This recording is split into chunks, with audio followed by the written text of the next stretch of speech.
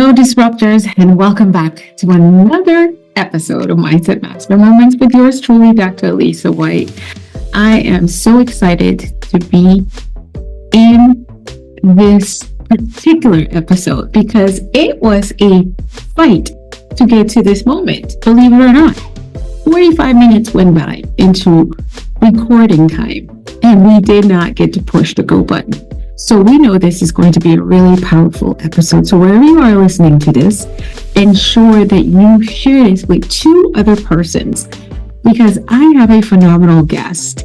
But here's the thing. Did you know that women are 1.5 times more likely than men to transition in their careers? Studies have showed that 50% of working women plan to make a career change in the next 5 years.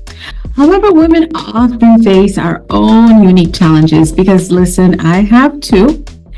And so we have a guest who helps women around the world tackle these issues like imposter syndrome, balancing societal expectations, and facing the challenges of traditionally male-dominated fields.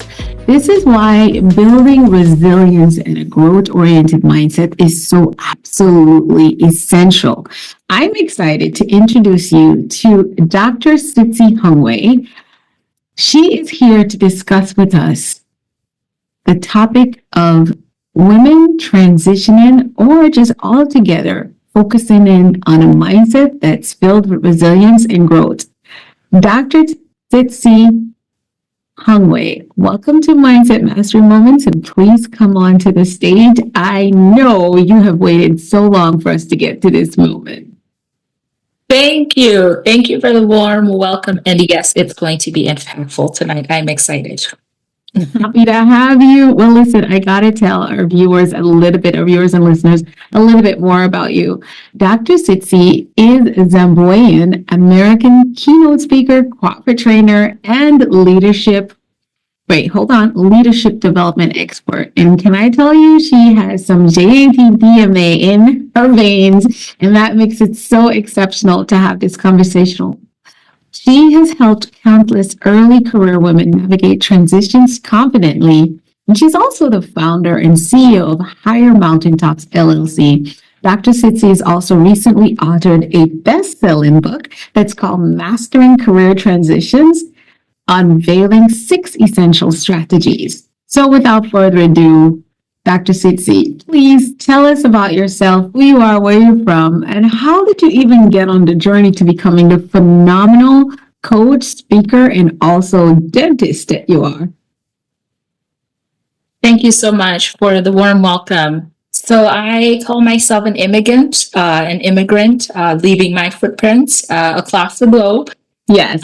Shout out to Zimbabwe. And so my family, we've lived in various places over the years, but we did immigrate to Michigan from Zimbabwe in the early 2000s. And it was a decision that my dad made for the most part so that he could provide his children with opportunities. And so a lot of my story and a lot of what I owe is to my parents because they made the decision for me to then come here and be the woman that I am now. And so how did I end up in this situation? I ended up going to dental school, and I am a dentist by trade. I'm sure you all remember the pandemic, and we all faced many challenges. For me, the pandemic was a challenging time personally, but also it had me reflecting on my life.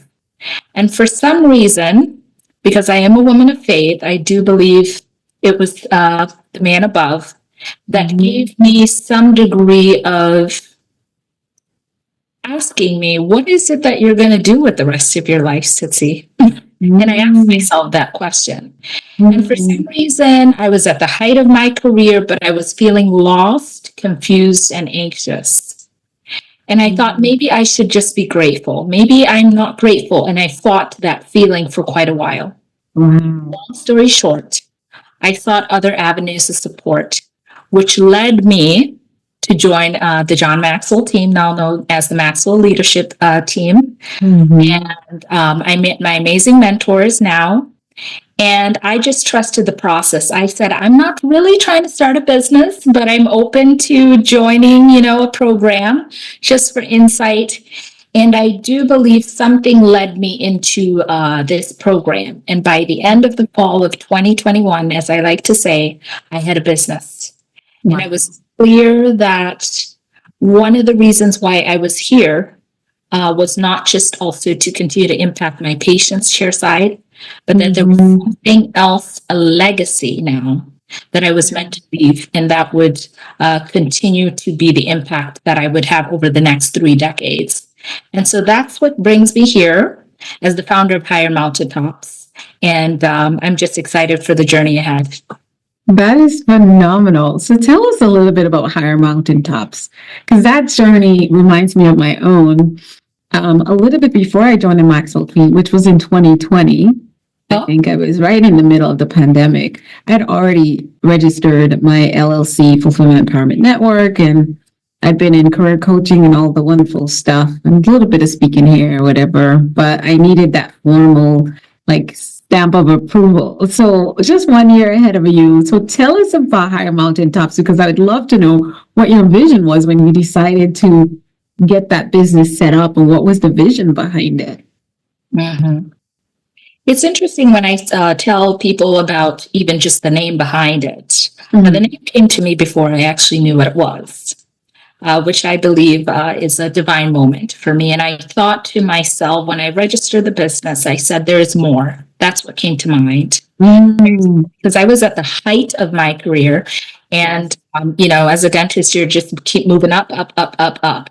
And I said, what is that next best step for me? It is to live a life of significance and to bring all the gifts that I had been bestowed to connect with people in a different capacity that I'm able to do. And the name came to me, Higher Mountaintops. From then on, I reflected on my own journey as an early professional years back, even as a student. School equips us with the skills, the technical skills that we need. But I found in the early stages of my career as a dentist, I had the unspoken title of being a manager, whether or not I was in a group practice. And I came to the realization that those years were challenging. We like to say fake it or make it, right? I went through getting through it, but I also did not have a sense of purpose. I came to the realization that even with my own journey in the early stages of my career, what if I had had a coach to help me navigate the early stages of my career? So oftentimes we look at someone of my stature, a dentist, she's got this, right? Right, exactly. We all need support, right? And we all love support. I'm sure you can agree.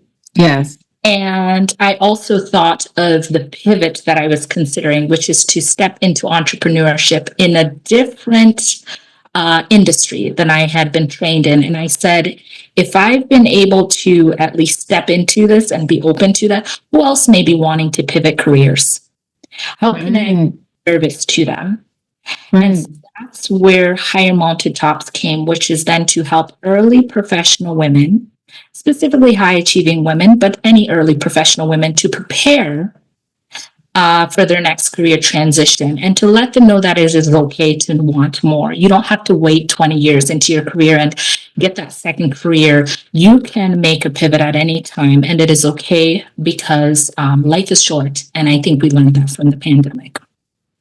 I love that. So absolutely true.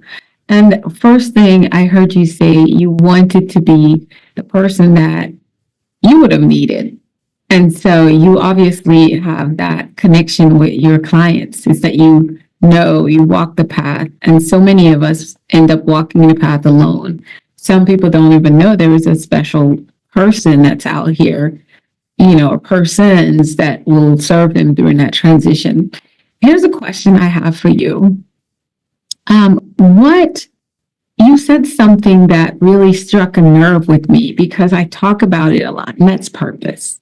So when a woman who would have studied dentistry, those are a lot of years. So how did you first now want to become a dentist? And how did you land in a position at some years later, not having purpose? Like, is it not what you kind of chose to do? And talk to us about choosing a career and walking in purpose. And why is it the same and also sometimes very different?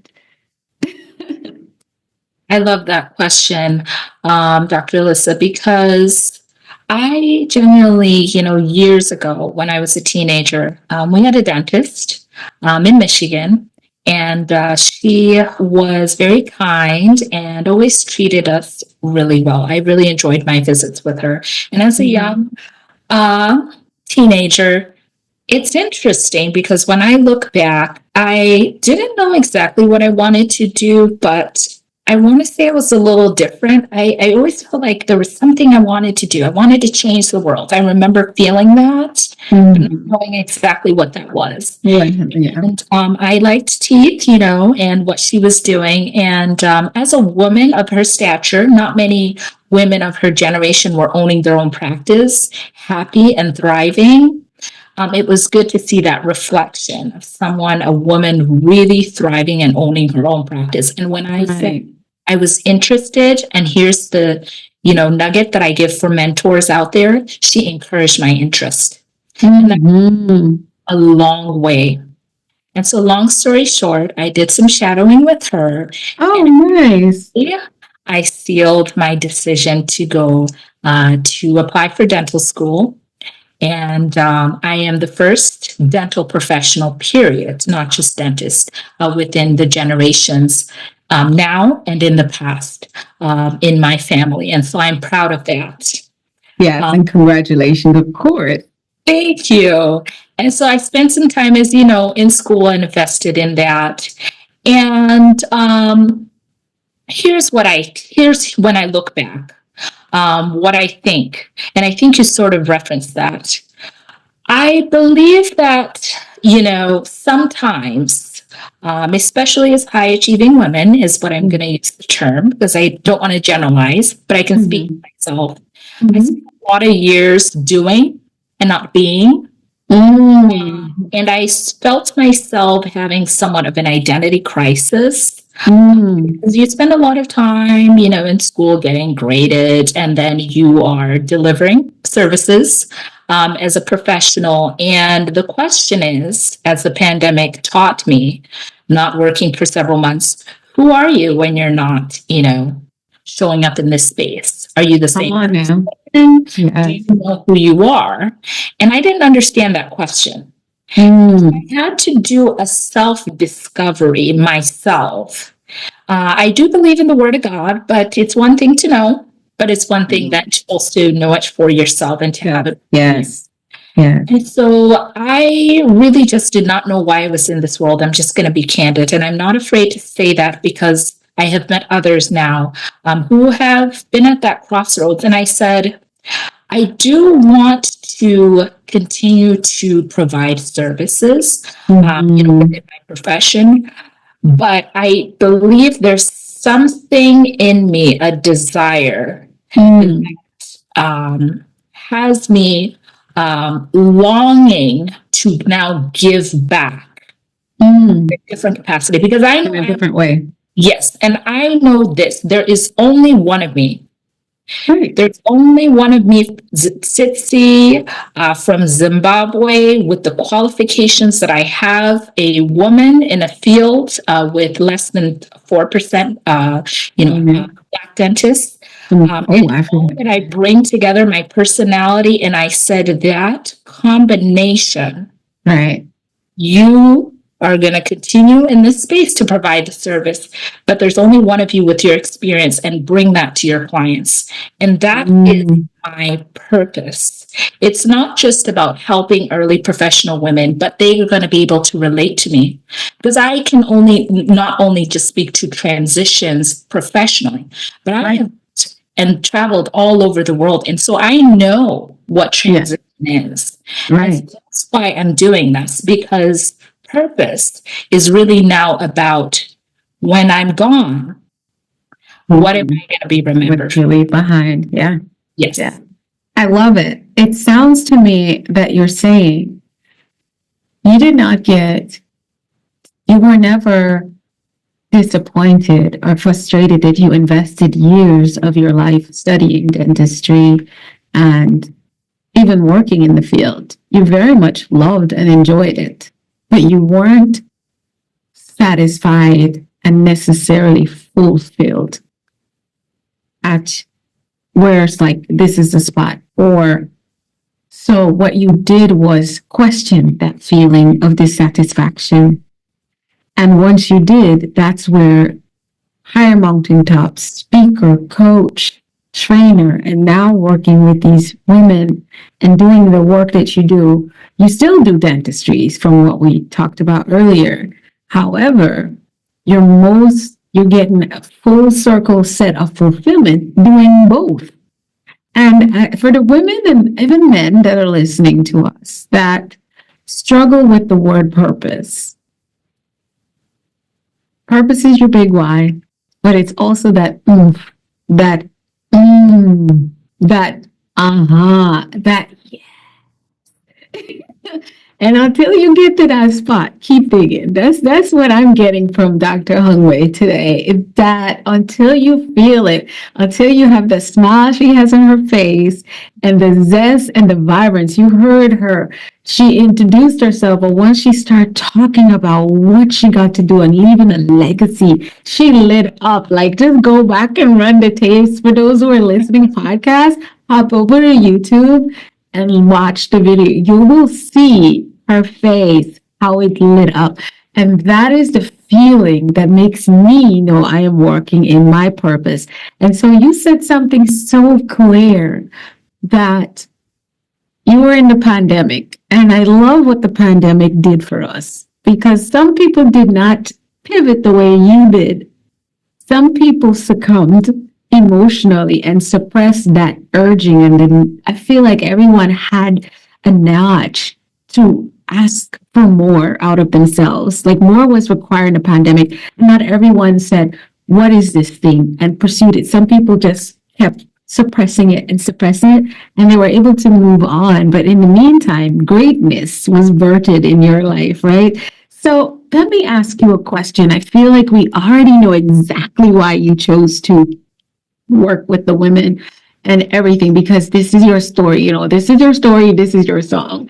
But in your experience, what are some of the unique challenges that you found that early career women face during those transitions that they're making, whether they've already had a career or they're now starting one? What does that look like? What are some of those unique challenges that they're looking at? Mm-hmm. I would say some of the unique challenges, I think, is it the right time? And, there's a quote I read a while back. I don't have it, down with me, but I think it spoke into what is the right time.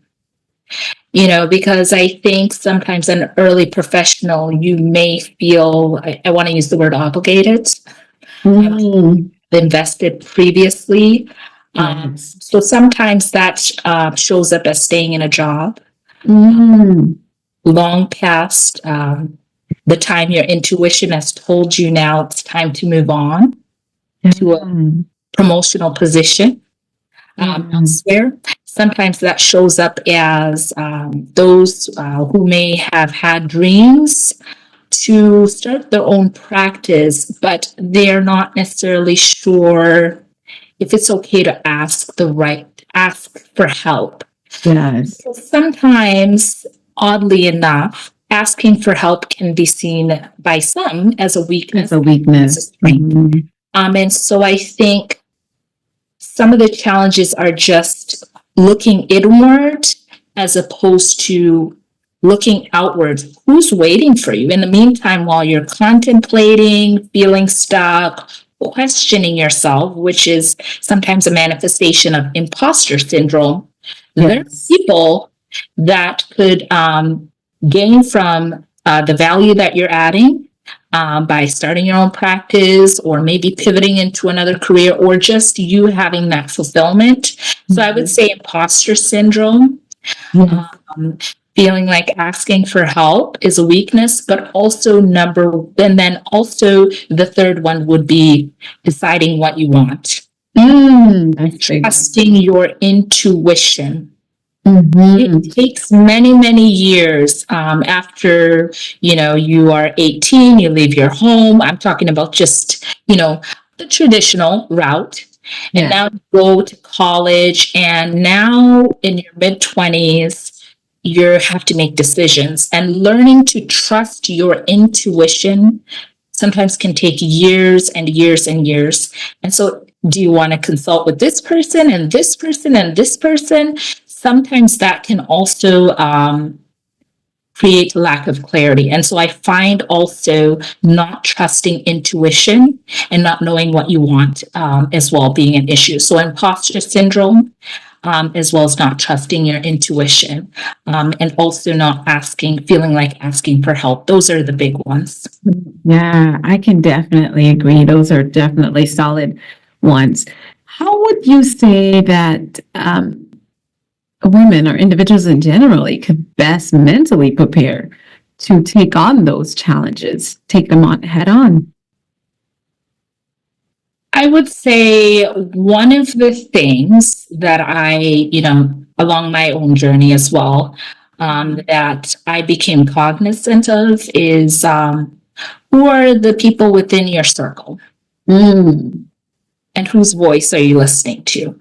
Who has your ear time? Yeah, you can have a coach, you can have a mentor, you can have all the materials out there, but also if the people that you're surrounding yourself, they're not adding value, or you're choosing to consult with too many people for validation, that often can become one of the biggest barriers we have found as well. Wow, absolutely. So knowing who you have around, and for us, I'd love to go back to the law of environment and the 15 laws of invaluable growth. That's one big one. And then you said knowing when to make that move is another one. And that's where you absolutely need to have the right people, because you can have someone discourage you. And I love when you shared in your own story that you listened to the voice of God. You went full body into it. You did body, mind, and soul into the inquiry, making that inquisition, going to the root cause analysis of why do I feel less than fulfilled? And then had those answers resurrect or surface in the body, mind, and in your spirit. And I love that. And that's something that I really believe when we talk about connecting with your purpose, because I don't like to say finding as much anymore, because I don't feel like your purpose is lost. So you're not looking for a needle in a haystack, but it's you clearing the signal to connect to it. Because if we're under a house, under a bridge somewhere, and we're far away from a tower where there's cell service, we're not going to have connection to the internet, right? Or whatever, cell service. So my point is that what I'm hearing, you're saying, clear out the noise. Look who has your ear time and what you're saying, what you're listening to, what you're reading, and just give yourself a clear connection so you can reconnect to purpose, right? I love that. I love that. Here's another question. I know that a lot of women face confidence issues. We talked about imposter syndrome a little bit, and this pops up a lot. I so agree with you when they're making these transitions. What strategies would you recommend to help women to cultivate that resilience and self-confidence type mindset to help them through the changes that they're going to make when it comes to career? I am a huge advocate, and I mentioned this in my journal, Mastering Career Transitions, that it's important to find and surround yourself with a tribe. That comes from one of the African proverbs that says it takes a village to raise a child. Some may read as raising a child, I do believe that carries on into adulthood. And Yes. so, for example, the question is, who do you have around you to help you along with the journey? So you typically, with transitions, are not necessarily looking to have somebody that is doing a similar path as you, because the role of a coach, for example, is not to tell you what to do, but to ask the right questions to help you come to the realization of the answer. Yes. And then sometimes with my program, providing you the resources that you may need to make your next step. But it's really, really important to have another party, we'll say, that can help you see the greatness and the potential. Sometimes you may even need to borrow their belief. So I have found that is also super important and critical. Because no one is self-made, right, Dr. That's Alisa? right. We want to say it, but we're not. Yes, no one is self-made. And then with imposter syndrome, I have found, even in my own life, I have begun to do a lot more time journaling, as well as doing affirmations. And that means, reaffirming who you are at the core, not the labels, but who you are. And so I would say, for sure, taking that time, it could be journaling, quiet time for yourself, so you can really tap into the core of who you are, rather than the noise that surrounds us. It is something that we will navigate, most of us, for all our life. But as long as it does not inhibit you from stepping into the next step in your life, that is the key, because we all experience times of doubt, but it is those of us who have the courage to continue to do it anyways are the ones that will be remembered ultimately. Absolutely. So here's a question I have for you, because someone's listening and they're like, well, how did Dr. Tsitsi do it, really?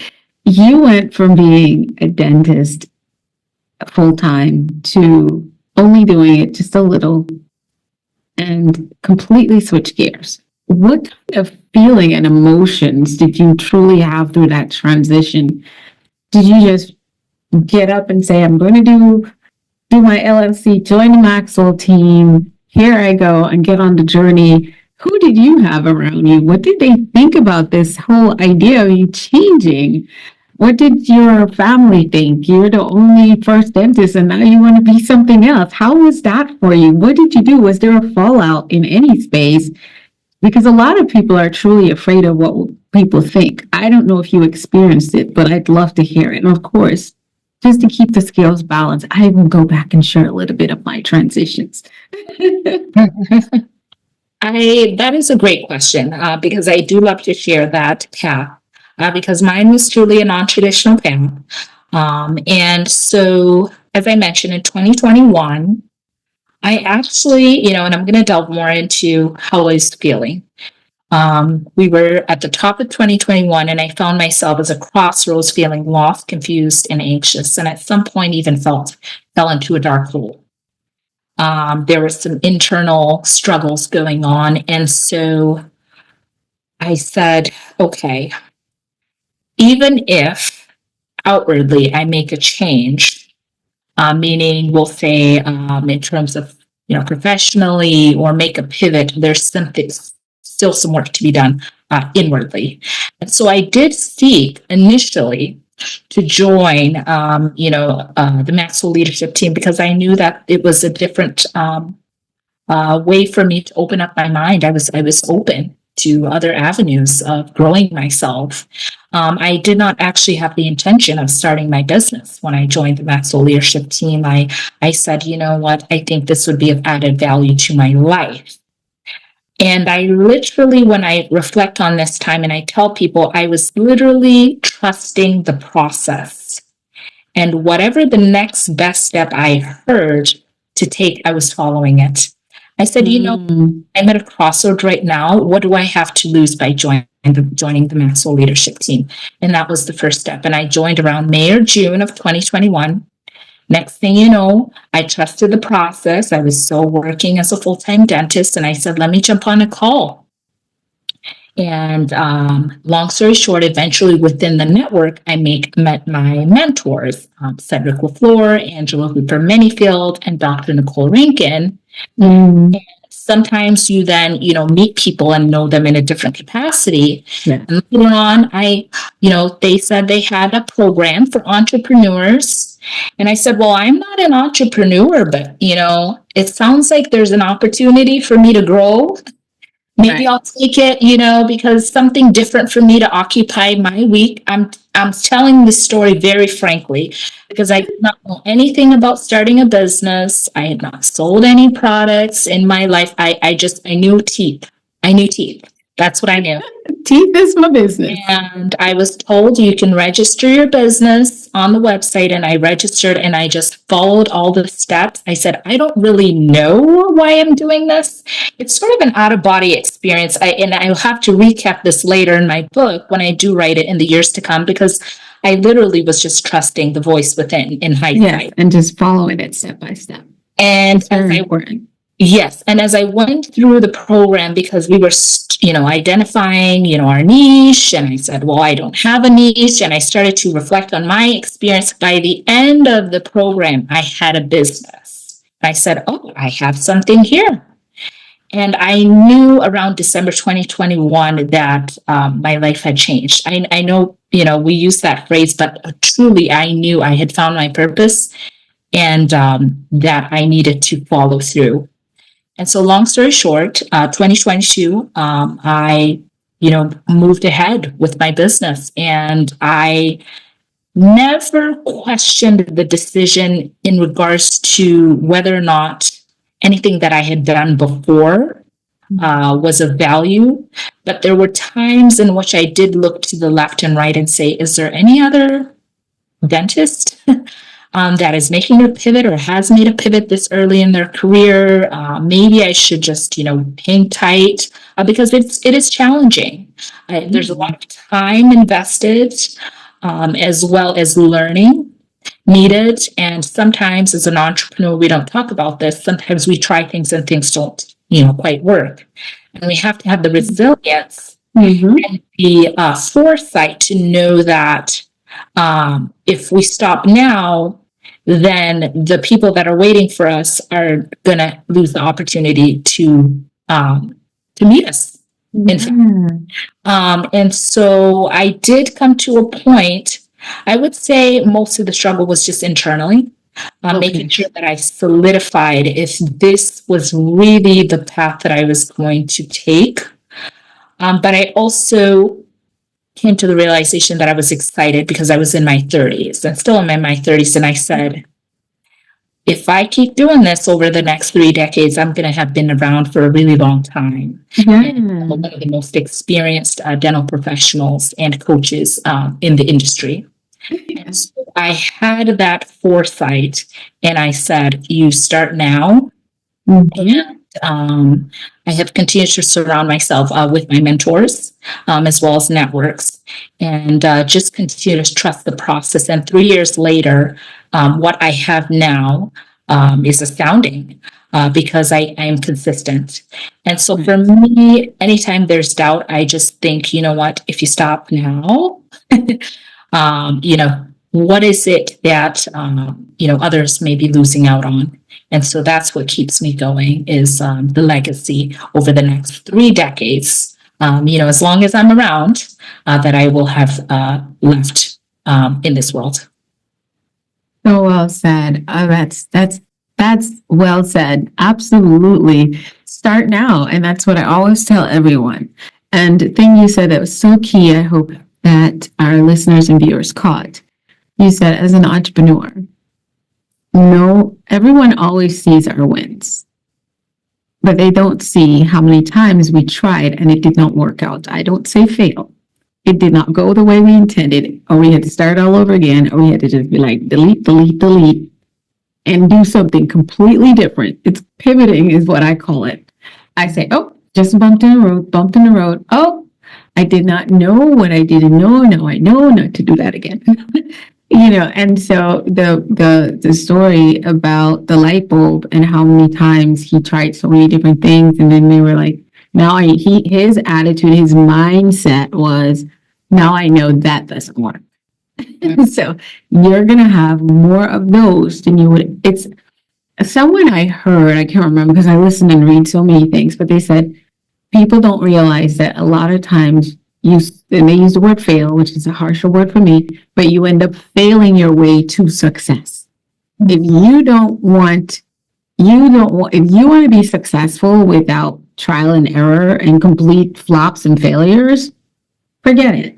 You're just going to be average. You're just going to be status quo. And you know what? If you are fulfilled in what someone might be as average, then you are being very, very successful and you're winning. But if you want more and you want to do everything you can with your potential that's inside of you, I say everything you can because you're never going to live it all out. You'll run out of time before you run out of potential. You're going to have to fail forward fast. And as we say in the Maxwell Leadership Team, is jump and let your wings grow on your way down. Because if you don't move now, it's now or never. It's like you always find a reason not to move forward. So awesome. And you did share with us, you had a vision, you had a strategy that you had individuals who were there to mentor you to get to the other side of seeing roadway. And I hope you're listening that a lot of us who you see winning and doing and taking on the course, we did not do it on ourselves. We didn't do it on our own. Yes, it's when you are at the top of your career in one profession and you're making that change, most don't expect you to ask for help. That's exactly what you need to do is recruit. And know that some of the recruiting, some of the mentorship may be distant. You might not have met that person, but they have answers that you need to unlock the next level, like a game. And then it's someone else at the next level. So don't be afraid to embrace asking for help. Thank you so much, Dr. Tsitsi, and letting us know that. So on the show, we love to play a game that's called Flip the Script. So we'll dive a little bit more into your journey. So could you share a time in your own career when you had to completely flip the script of your mindset, reframe your entire approach, and what impact did that shift make, and what was the outcome? Because we weren't in it, right? I would say a time in my life when I had to, we'll say, flip the script, was actually having the courage to share my story. And actually openly, during my talks as a speaker. Mm-hmm. So let me recap which story I'm speaking of. When I was in dental school, in my final years, I had to take my dental board exams. Mm-hmm. And I had to take 3 sets of board exams, and collectively, not once, not twice, but it ended up being several failures, and it amounted to between the 3 exams 10 times for the board exams. And I found myself over the years, in hindsight, early even in my career, feeling some degree of like imposter syndrome, speaking of it, and not really owning that story and really understanding why I had to go through that. Sometimes, as my bonus mom likes to say, Angela Hooper Manyfield, she says, it all conspires for our good. And I did not necessarily quite want to heed to that. And I came to the realization as I began to share that story that many, many people, especially some of the students that I speak to on college campuses, have been going through challenges, whether in school or just personal challenges, and just hearing firsthand, especially a dentist by trade, because that's really what a lot of people remember, sharing that story and being successful in my career. It helps them to know that they will make it. It's one thing to be told, try once, try twice. And so I would say the shift for me was taking that story from something that I was going to bury, perhaps for many years to come, and just share with personal people. Now it's become my power. Yes, you embraced it and flipped the script, and it empowered you and it became like a big tool in your toolbox that you get to pull out and help other people. And that's the true, that's when I say it's radical authenticity where most people won't. And again, I believe it's by design. For me, I never share my story without the permission from God that I should.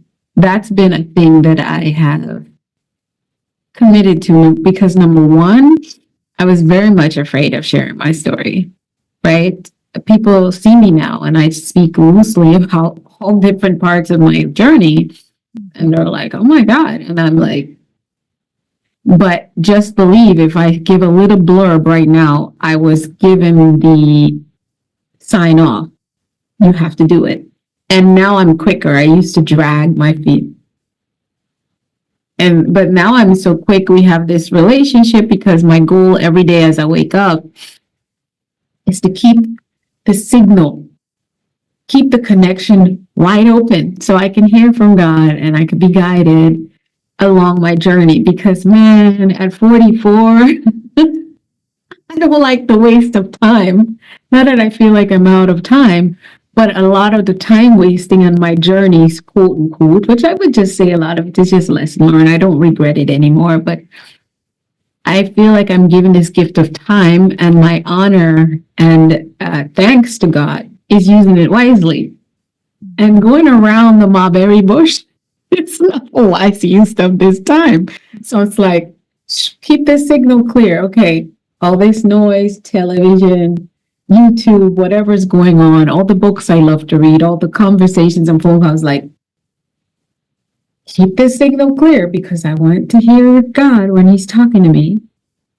Because then I'll listen right away now. I won't question it no more and play with it.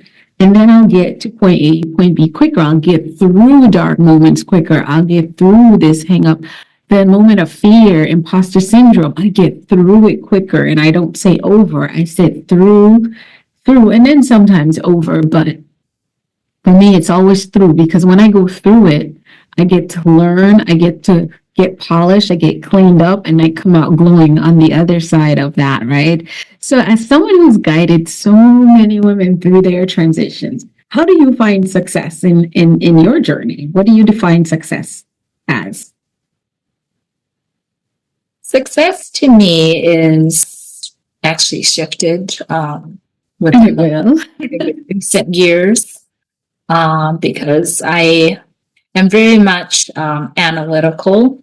And I also, as somebody that obviously invested a lot of time within my career, it was always checking out boxes, And so for me, success was, and in some ways I would say it's still part of that, but it's achieving the goals and checking off boxes and the next thing. But I have come more to the realization of something that's given me a lot more fulfillment and just understanding what success is, because sometimes there's setbacks along the way. And so for me now, success is a combination of being able to attain some of the goals that I have. However, I also see it as a big part of that having peace. So on the other side of the success, how do you feel? And that is one of the distinguishing factors of my coaching program, which is it's important that my clients on the other side of their transition to not just make it, they just barely, we'll say, make it on the inside because they now have their, we'll say their little trophy, but also to feel a sense of peace as well as to remain whole. And so that means not compromising their values as well as not compromising as well their well-being. So I don't believe that you need to, work around the clock or we'll say sacrifice your personal values to attain the goals. It's really about peace as well as having that fulfillment. And along the way, as we check off those boxes, I do believe if you keep that in mind, that is a more, we'll say, grounded definition that I have chosen for myself. For yourself. I love it. I love it. I love it. I have this thing I wrote some years ago. It's on my social media about a lot of us think we're seeking love, we're seeking happiness, we're seeking money, we're seeking fame, we're seeking abundance. I believe ultimately, as a human soul, we're seeking peace. And I feel like somehow, because the word success is tied to so many other things, we end up tying success to things that are outside of us. But I feel like, we say it's an inside job. For me, success is an inside job. And so what I define it as is peace. Because then I am my own universe. I create everything around me and within me.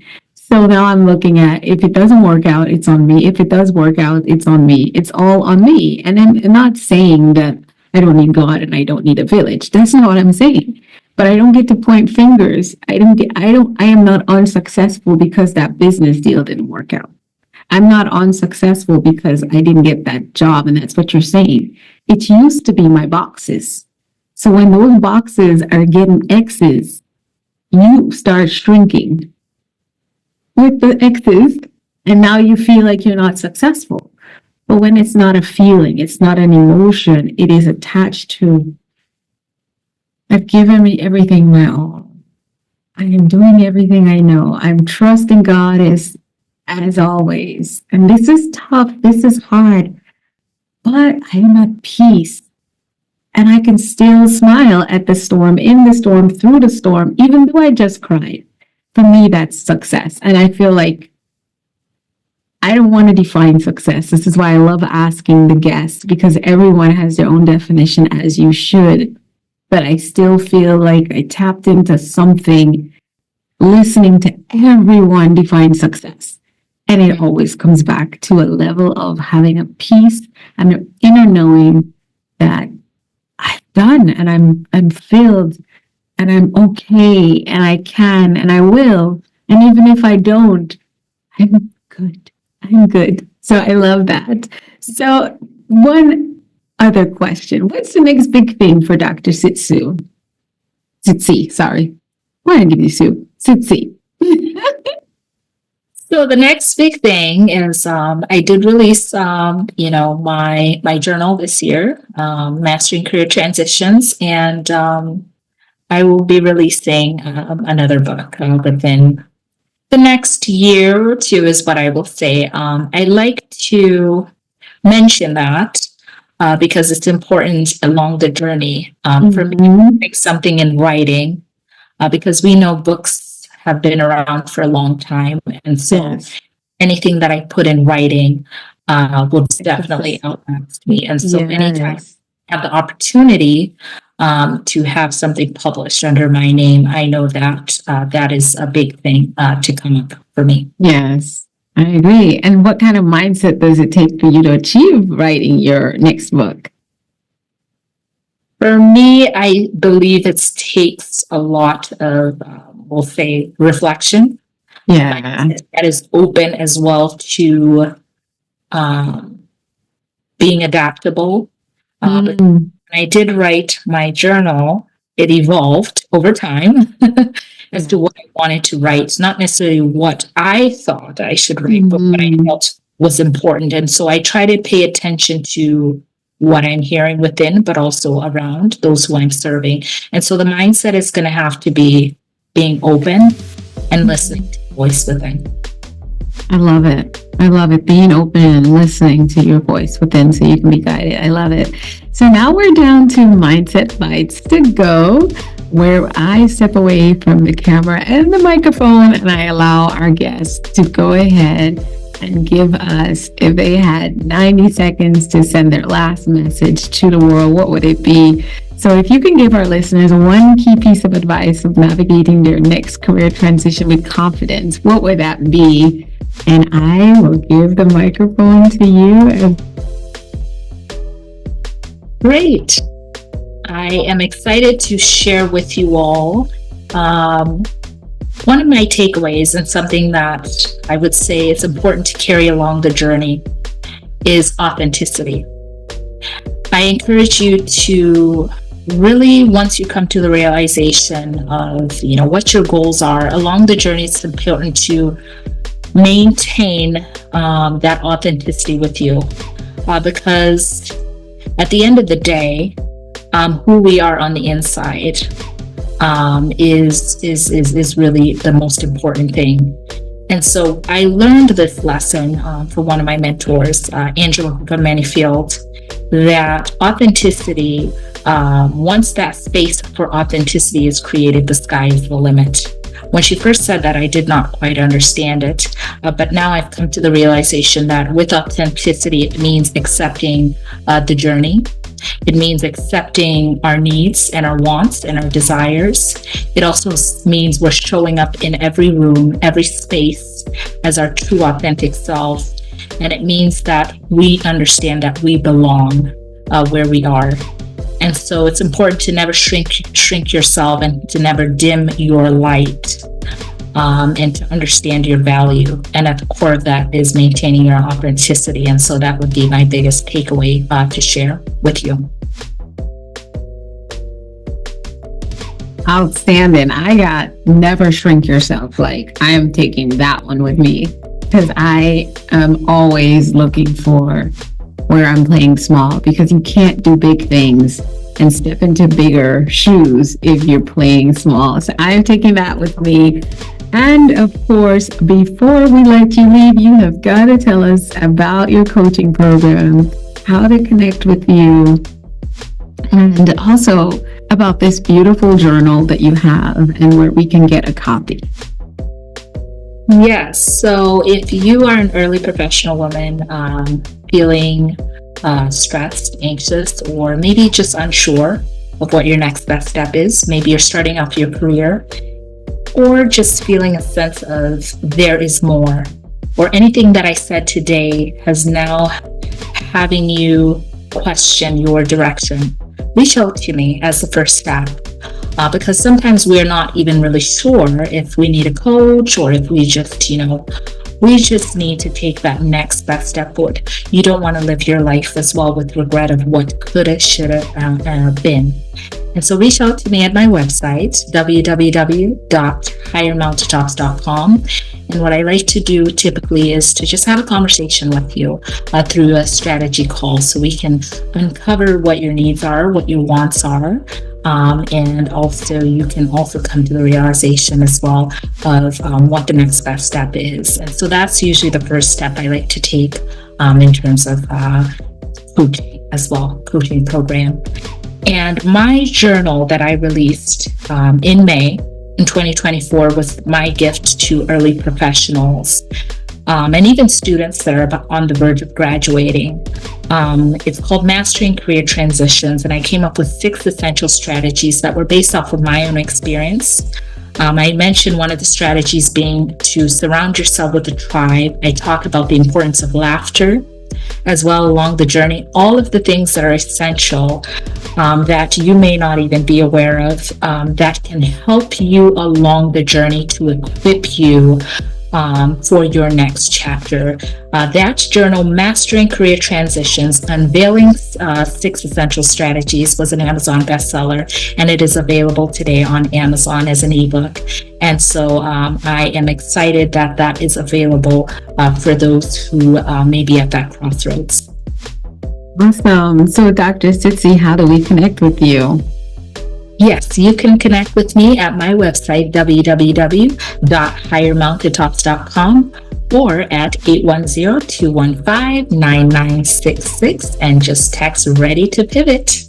Ready to pivot. All right. And you all know it's going to be in the description wherever you listen or watching this episode. Please connect with her. Let her know you heard her Mindset Mastery Moments as well.